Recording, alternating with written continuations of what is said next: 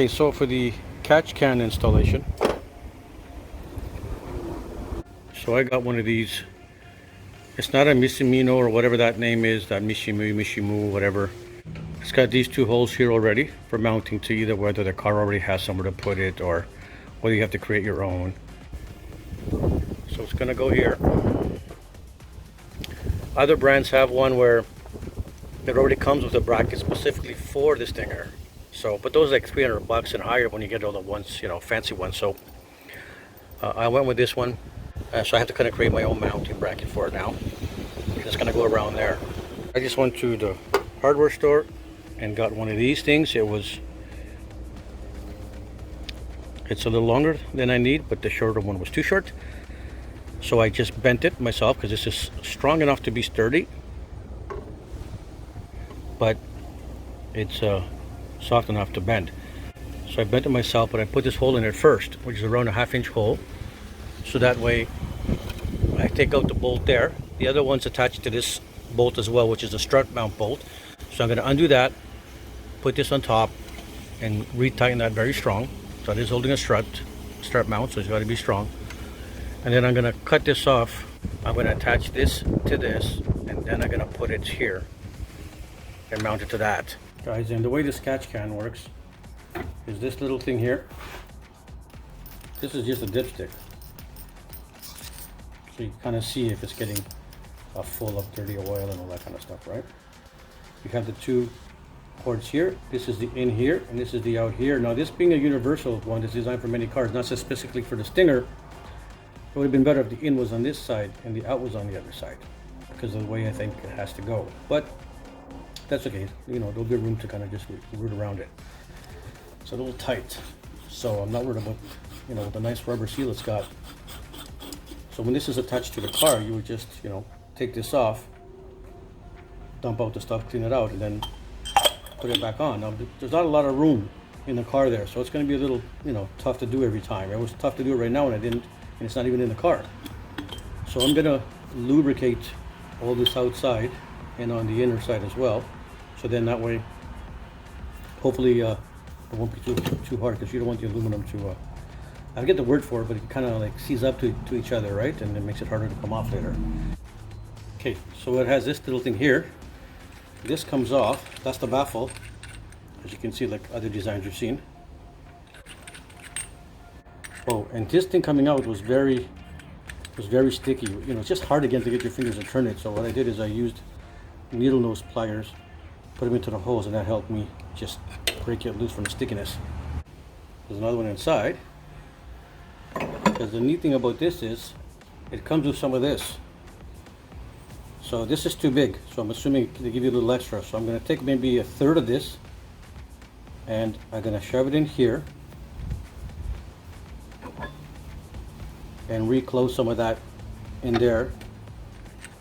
So what's that going to do is this stuff helps act as an additional filter. So this already comes with two smaller ones and two larger ones that were the more standard sizes that are used for these hoses to fit. So that way, you know, this is designed again to be a universal one, not specifically for the Stinger, so it comes with various sizes. It comes with the various sizes that you're gonna put in there for the in and out. So it comes already with that. It comes with the little O-rings, so you can put the O-rings. The O-ring is gonna go slip over here and go, of course, you're gonna roll it all the way back as far as possible, right? So the O-ring is gonna slip on here. Of course, you're gonna push it all the way back as possible. And it's got the clamps for tightening it on. It's got a couple of extra bolts that you can use for mounting. Okay, so there's a lot of that spongy stuff. So I just took a little bit, and I'm gonna use that much for now. So I'm just gonna lubricate this a little bit. Get some AMSOIL. It's actually firearm lubricant.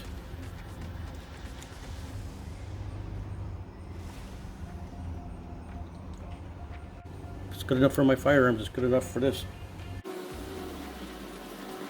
I'm going to lubricate a little bit of this side, and even this the little one that goes in there as well, so that way it doesn't want to get sticky.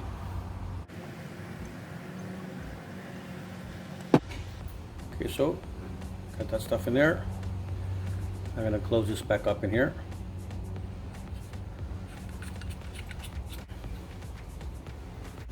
All lubed up. I'm just going to lube myself a little bit too. Put this. Put that back on. And when you turn it to close it, you can feel it stop. I don't believe it's necessary to try to torque it a little bit. As soon as you feel it stop, I think now I'm going to take off these so I can mount it to my metal bracket that I created. Since this came with 2 extra of these, most likely it's to go in here. So then you can fasten it to whatever you're going to fasten it to, which in my situation is going to be my own bracket that I created, right? And this one here is too big. The top ones are going to go up here, which is too big. But I have a washer big enough to help hold that, so that'll be fine.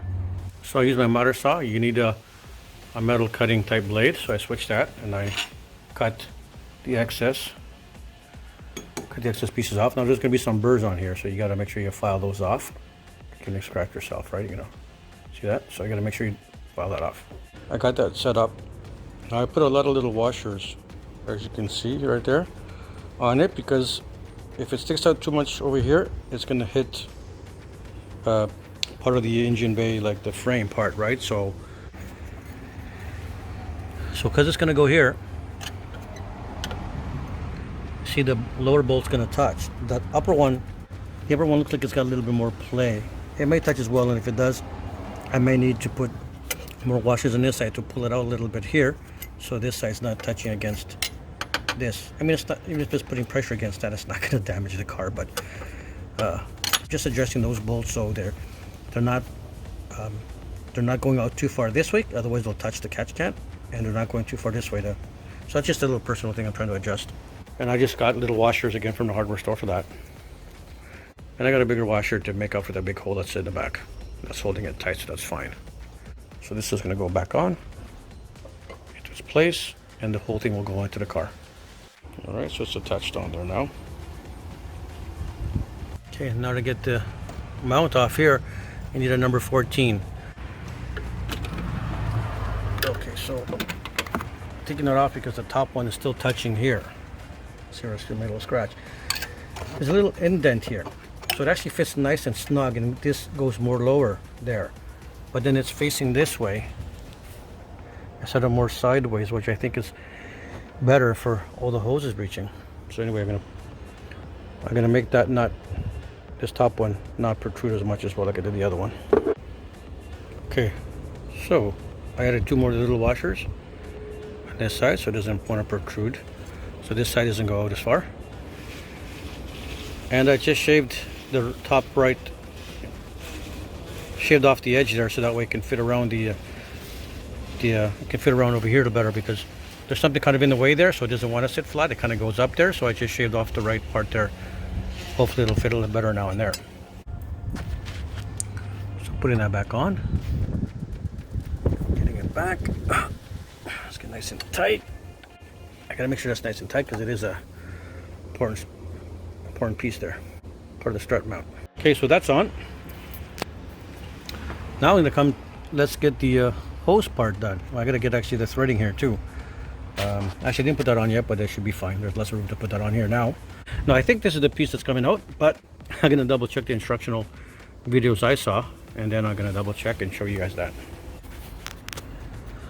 Okay, so you do have to take this one, which goes from here right to there. You see the little gray clips?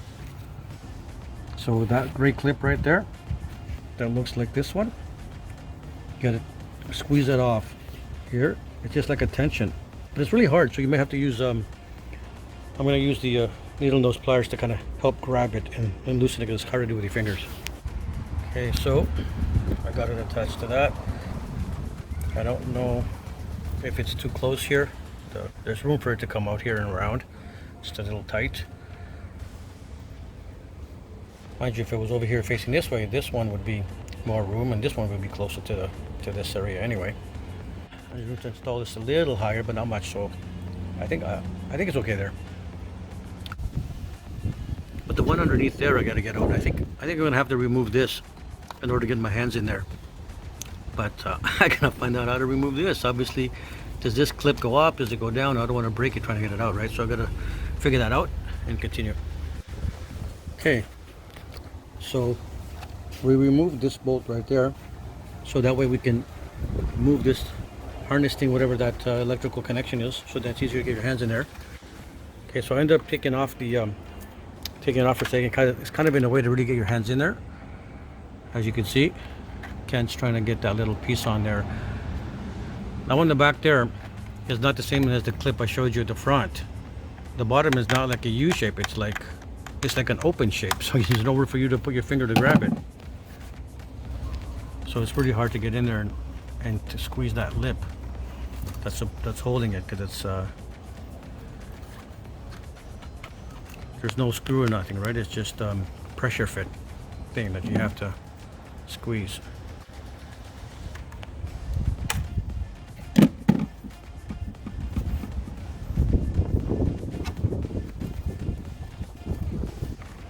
Okay, so this one seems to technically be the same size as this one, but just because of manufacturing tolerances, it does feel slightest looser fitting than this one. I mean, ever so slightly. So we're just testing to see with the clamps and all, if it looks like it's going to be safe and snug. We don't want any gaps or space coming through. How does it feel?